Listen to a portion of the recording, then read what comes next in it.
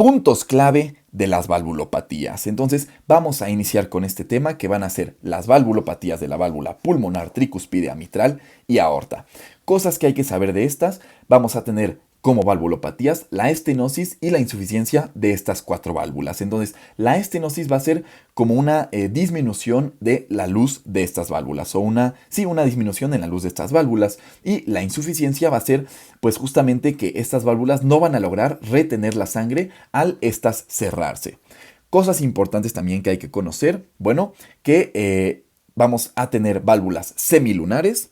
Entonces vamos a tener válvulas semilunares y válvulas atrioventriculares. Las válvulas semilunares van a ser las que no sean las atrioventriculares. Entonces, si las atrioventriculares tenemos tricuspidea y mitral, como las semilunares vamos a tener la pulmonar y la aórtica. Importante conocer esto porque, la clínica va a dependiendo de si estamos ante una semilunar o ante una atrioventricular. La clínica, sobre todo, el soplo va a ser muy característico. Todas estas las podemos diferenciar dependiendo cómo encontremos el soplo, ya sea si es un soplo de sistólico o diastólico, y la otra forma en la que lo vamos a diferenciar. Entonces, con eso tenemos el primer dato de diferenciación, y la otra forma es el foco en el que las encontremos. Entonces, para eso vamos a hablar un poquito de los focos cardíacos. Son 4, podemos agregar el quinto, el aórtico accesorio, pero vamos ahorita a hablar de los primeros 4. Entonces, para aprendérnoslo hay una mnemotecnia que es: ahora puedo tomar mucho. Entonces, ahora puedo tomar mucho. Y ese es el orden en el que nosotros vamos a poner las letras. Entonces, ahora puedo tomar mucho, refiriéndose a aórtico, pulmonar, tricuspideo y mitral. Entonces, el aórtico y el pulmonar van a estar como en espejo, ¿no? Como lo vemos aquí. Entonces, van a estar en el segundo espacio intercostal, en la línea parasternal, uno en el lado derecho y el otro en el lado izquierdo, respectivamente, aórtico y pulmonar. Después, el tricuspideo baja hasta el tercer espacio intercostal, igualmente en la línea paraesternal. Y por último, el mitral. El tricuspideo también se habla de que puede estar o está asociado a el apéndice sifoides. Es otro lugar, otra referencia con la que lo podemos explorar. Y el mitral va a ser el único que no esté en la línea paraesternal, sino que va a estar en la línea medio clavicular del lado izquierdo, en el quinto espacio intercostal. Entonces, esa va a ser la forma en la que nosotros exploremos nuestros focos cardíacos, ¿no? Entonces, ahora, hablando un poquito de cada una de nuestras valvulopatías, vamos a hablar primero de las valvulopatías aórticas. Entonces, vámonos a esta parte de aquí. Aquí tenemos la válvula aórtica. Entonces, esta válvula va a estar o cerrada o abierta, ¿no? Obviamente. Entonces, vamos a hablar primero de la estenosis aórtica. Entonces, imaginemos que en la estenosis como que aquí se cierra, ¿no? Bueno, una cosa importante a conocer es que el soplo o los soplos van a estar dados por la turbulencia de la sangre. Esta turbulencia puede estar dada ya sea por una disminución en el calibre del vaso que la transporta, o también por un choque de la sangre con más sangre. Entonces, eso va a ser lo que nos dé el soplo. En el caso de la estenosis aórtica, tenemos aquí pues una disminución en el flujo. Entonces, al momento de hacer diástole, el ventrículo izquierdo, entonces aquí tenemos ventrículo izquierdo y ventrículo derecho. Importante conocer eso, ¿no? Entonces, al momento de hacer sístole, el ventrículo izquierdo va a lanzar sangre por aquí.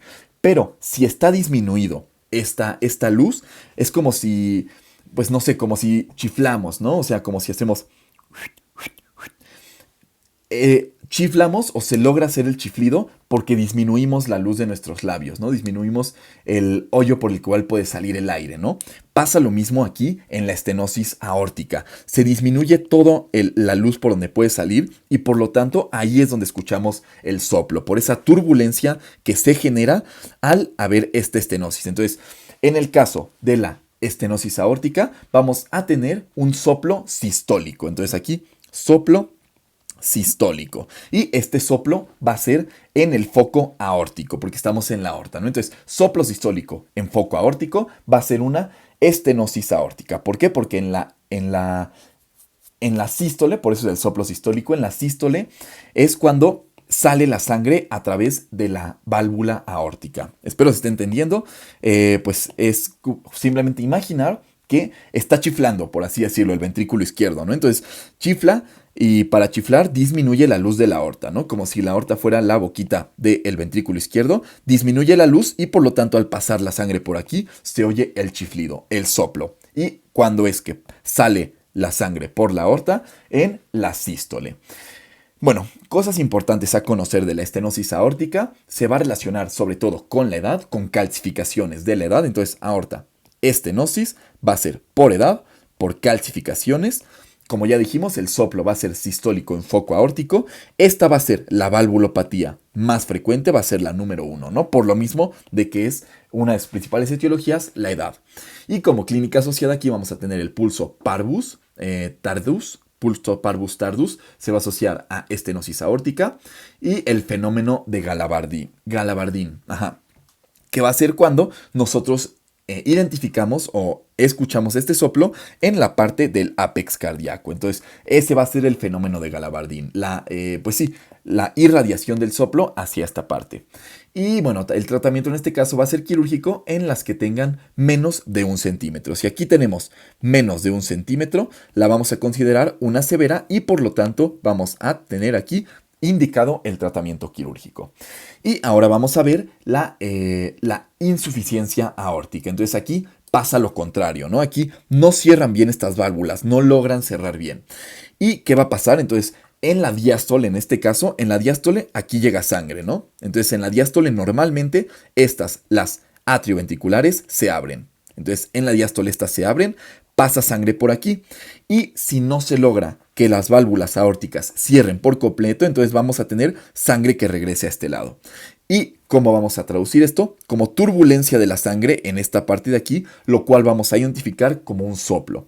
Este soplo lo vamos a identificar más concretamente en el foco mitral. Entonces, eso va a ser lo que pase en la insuficiencia aórtica, que se regresa sangre que choca con la sangre que está entrando al ventrículo por la diástole normal y por lo tanto aquí se genera el soplo. Entonces, insuficiencia aórtica, vamos a tener un soplo diastólico que lo vamos a identificar en el foco aórtico. Entonces, sí, aquí no es en el foco mitral, sino que es en el foco aórtico. Entonces, aquí ya podemos identificar pues esta parte de correlación, ¿no? Que hay. Ahorita vamos a hablar un poquito de eso. Entonces, aquí, clínica asociada, el soplo de Austin Flint, pulso de Corrigan o martillo de agua, también referido como Magnus Zeller. Entonces, Magnus Zeller va a ser un dato de insuficiencia aórtica. Entonces, si nos fijamos, bueno, va a depender mucho, ahorita también lo vamos a ver, es como contrario, ¿no? Como si sabemos que en la estenosis aórtica hay un soplo sistólico, porque sopla al salir la sangre por aquí, sabemos también que en la insuficiencia aórtica el soplo va a ser diastólico, ¿no? Porque la sangre se está regresando por acá. Esa es la relación que hay que hacer, uno y otro. Y esto va a pasar en todas las válvulas semilunares. Va a pasar lo mismo. Entonces, en las semilunares, si tenemos una estenosis, vamos a tener un soplo sistólico y si tenemos una insuficiencia vamos a tener un soplo diastólico. Ahora vamos a hablar de la mitral, de la válvula mitral, ¿no? Entonces, para hacer esta correlación. Entonces, aquí está la válvula mitral. Esta, a diferencia de la aórtica, se va a encontrar abierta en la diástole, entonces va a estar abierta en diástole y va a estar cerrada en sístole. Entonces, ¿para qué se cierra en la sístole? En la sístole se contrae el ventrículo izquierdo, ¿no? Entonces lo que queremos en la sístole es que salga la sangre para acá. Si nosotros tenemos abierta esta, al momento de haber sístole va a salir sangre para acá y va a salir sangre para acá. Entonces eso es lo que no queremos. Y si por el contrario se queda cerrada en la diástole, entonces en la diástole lo que queremos es que pase sangre para acá. Si se queda esta cerrada, pues no va a pasar la sangre, ¿no? Entonces eso es lo que va a pasar o por lo que se tiene que cerrar y abrir. Caso contrario a lo que pasa en la aórtica, en donde queremos que se cierre en la diástole para que pueda haber un correcto llenado. Si en la diástole esta está abierta, al momento de llenarse no va a ser un llenado eficaz, ¿no? Porque se va a llenar hasta aquí y ya se va a empezar a salir. Pero si la tenemos cerrada, sí se puede llenar bien. Y pues si encontramos la estenosis, pues no es una salida pues correcta, ¿no? No es una salida eficaz. Entonces, esa va a ser las razones. Y bueno, había olvidado explicar eso en la aórtica. Entonces, ahora, en una estenosis de la válvula mitral, si dijimos que esta va a estar abierta, las estenosis se van a identificar al abrirse las válvulas, ¿no? Porque es cuando va a pasar sangre por ahí. Entonces, si esta está abierta en la diástole, si la válvula mitral está abierta en la diástole, el soplo de la estenosis va a ser en diástole, ¿no? Entonces, estenosis de la válvula mitral va a ser un soplo diastólico. ¿Y en qué foco va a estar? En el foco mitral. Entonces, soplo diastólico en foco mitral va a ser estenosis de la válvula mitral y este soplo también se describe como chasquido. Clínica asociada a nuestra estenosis de la mitral, disnea, hemoptisis y embolismos. ¿Por qué? Porque se va a asociar a la formación de émbolos transmurales. Esta misma estenosis va a asociarse a que se formen émbolos en esta parte de aquí, ¿no? Entonces aquí se van a formar émbolos que pues posteriormente pueden dar clínica, ¿no? Entonces estenosis de la válvula mitral se va a asociar a la formación de émbolos que, bueno, puede traducirse en que pueda producir disnea, hemoptisis, etcétera, ¿no? Y bueno, esta se va a asociar mucho con la fiebre reumática, ¿no? Entonces con Streptococcus pyogenes del grupo beta hemolítico, que una de sus principales complicaciones es la fiebre reumática. Y aquí podemos encontrar también un dato clínico muy característico, que es el ritmo de Duro 10. Entonces, ritmo de Duro 10, que bueno, este va a ser un primer ruido acentuado y un segundo ruido desdoblado. Todo esto en la estenosis de la válvula mitral, que como ya vimos, la principal característica es que va a ser un soplo diastólico en el foco mitral. ¿Por qué? Porque se abre en la diástole, ¿no? Y bueno, caso contrario a lo que pasa en la insuficiencia. Entonces, la insuficiencia se va a expresar cuando las válvulas estén cerradas, ¿no? Porque justo esta es la definición de insuficiencia, ¿no? Que no logren cerrar por completo y por lo tanto logre salir sangre por ahí, ¿no? Entonces, en el caso de la insuficiencia mitral, importante saber aquí que la insuficiencia mitral va a ser la valvulopatía número 2 en frecuencia. ¿Cuál quedamos que era nuestra primera? La estenosis aórtica. Entonces, en el caso de la insuficiencia, el soplo va a ser en sístole, porque aquí es cuando va a estar cerrada la válvula mitral, porque es una válvula atrioventricular que se tiene que cerrar en la sístole para que pueda salir la sangre por la aorta. Entonces, esa es la diferencia de estas. Entonces, aquí ya podemos hacer nuestra diferenciación, ¿no? En el caso de las válvulas atrioventriculares, entonces aquí ya lo tenemos. Atrioventriculares y semilunares. Entonces, las atrioventriculares y las semilunares van a estar abiertas y cerradas en distintos momentos. Las semilunares van a estar abiertas en la diástole. Entonces aquí es cuando van a estar abiertas en la diástole y van a estar cerradas en la sístole. Caso contrario a lo que pasa en las atrioventriculares, que van a estar abiertas en la sístole y cerradas en la diástole. Entonces los soplos se van a producir dependiendo de si es estenosis o insuficiencia en distintos momentos. Entonces, ahora sí, vamos a borrar esto. Y bueno, tenemos las semilunares. Una estenosis de una válvula semilunar va a darnos un soplo. Entonces, ¿qué pasa cuando se expresan las estenosis? Cuando está abierta la válvula. Entonces, el soplo de las estenosis de las semilunares, que tienen que estar abiertas en la sístole, va a ser un soplo sistólico, ¿no?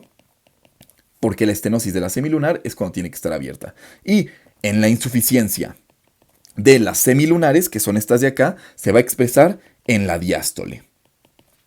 Caso contrario a lo que nos pasa en las atrioventriculares, que ya podríamos hacerlo simplemente lo contrario, ¿no? Entonces hacemos estenosis e insuficiencia y solo lo volteamos, porque la estenosis en las atrioventriculares se va a expresar como un soplo diastólico. Perdón, un soplo sistólico, porque es cuando tiene que estar abierta. Y la insuficiencia se va a expresar como un soplo diastólico. Sí, la insuficiencia en la diástole, no. En las atrioventriculares tienen que estar abiertas en el diástole. Ajá. Entonces, sí, aquí está mal esto. Entonces, a ver, semilunares, es decir, aórtica y pulmonar, van a estar abiertas en la sístole. Entonces, la estenosis va a darnos un soplo sistólico. Sí, aquí es sistólico. Y la insuficiencia nos va a dar un soplo diastólico porque es cuando tienen que estar cerradas. Y las atrioventriculares tienen que estar abiertas en la diástole para que se llene el ventrículo y cerradas en la sístole para que no salga hacia la aurícula la sangre, ¿no? Entonces, una estenosis nos va a dar un soplo diastólico, ¿no? Porque es cuando tienen que estar abiertas en la diástole. Y una insuficiencia nos va a dar un soplo sistólico. Entonces, aquí es como podemos hacer la diferenciación, ¿no? Entonces, estenosis nos va a dar sistólico en semilunares y diastólico en atrioventriculares. E insuficiencia al revés, ¿no? Insuficiencia en diástole, un soplo diastólico en semilunares y un soplo sistólico en atrioventriculares. Y aquí la mnemotecnia que podemos tener es IMSS. Sí, como Instituto Mexicano del Seguro Social, pero aquí como lo podemos relacionar es insuficiencia mitral, soplo sistólico, ¿no? Entonces tenemos que la mitral es una válvula atrioventricular. Su insuficiencia nos va a producir un soplo sistólico. Y bueno, a partir de ahí ya podemos saber cómo van a ser los otros soplos, porque si sabemos que la insuficiencia mitral es un soplo sistólico, sabemos que la estenosis mitral, entonces estenosis mitral va a ser un soplo diastólico, ¿no? Y también podemos aquí deducir de la aorta, ¿no? Entonces, una estenosis aórtica va a ser un soplo sistólico, ¿no? Que es lo contrario a lo que pasa aquí, o similar, pero lo contrario, ¿no? Porque es la otra válvula. Entonces aquí es estenosis, aquí es insuficiencia, estenosis aórtica, soplo sistólico, e insuficiencia aórtica, soplo diastólico, ¿no? Es como podemos nosotros saber cómo van a ser estos soplos dependiendo la válvula en la que nos encontremos. Entonces, eso sería todo en cuanto a nuestra válvula mitral. Pasamos ahora a la válvula tricuspidea, en donde vamos a tener la estenosis que nos va a producir, como ya lo vimos, un soplo diastólico en el foco tricuspideo. Aquí ya la única diferencia que van a tener va a ser el foco en el que nos lo va a producir. Entonces, la tricúspide va a ser un soplo diastólico en foco tricuspideo y bueno, este soplo va a aumentar a la inspiración. Entonces, en la estenosis de la tricúspide vamos a tener el fenómeno de Rivero-Carballo. Entonces, Rivero-Carballo, que este fenómeno pues es simplemente que el soplo aumente en la inspiración. Y como ya vimos, el soplo, entonces, estenosis tricúspidea, soplo, ¿cuándo es que tiene que estar abierta la tricúspide? Exacto, en la diástole. Entonces, soplo diastólico. Caso contrario a lo que nos va a pasar en la insuficiencia tricúspidea, donde vamos a encontrar, entonces, insuficiencia tricúspidea, el soplo va a ser sistólico. Entonces, renuevo, insuficiencia tricúspidea, soplo sistólico, ¿no? Porque es cuando tiene que estar cerrada la tricúspide. Entonces, ahí es como lo vamos a hacer, ir haciendo la diferenciación. Creo que se nota mucho. Y por último, en cuanto a la pulmonar, pues nada más no tiene ningún dato. Perdón, en la insuficiencia tricúspidea tampoco tenemos ningún dato agregado. Y en la pulmonar, pues lo mismo que nos pasa en la aórtica, ¿no? Entonces, en la pulmonar, una estenosis de la pulmonar, vamos a tener un soplo sistólico. Y una insuficiencia de la pulmonar, vamos a tener un soplo diastólico. Esas van a ser las diferencias y bueno, como ya pudimos ver, es muy marcada la diferencia en cuanto al soplo y pues ya lo único con lo que vamos a diferenciar en dónde se encuentra esta insuficiencia o esta estenosis va a ser esta valvulopatía, va a ser con el foco en el que la encontremos, que ya vimos cuáles van a ser los focos en esta parte de acá.